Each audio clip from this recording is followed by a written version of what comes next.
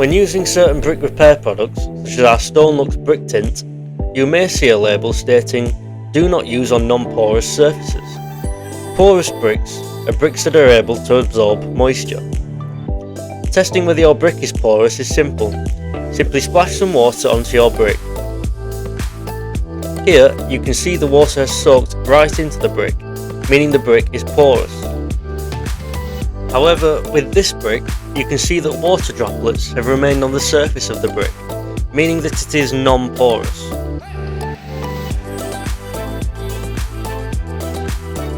In this example, one half of the brick has been painted with sealant, making it non-porous, whereas the other half remains porous. See how the water has soaked into the left side of the brick, compared to the right side, where water droplets remain visible on the surface.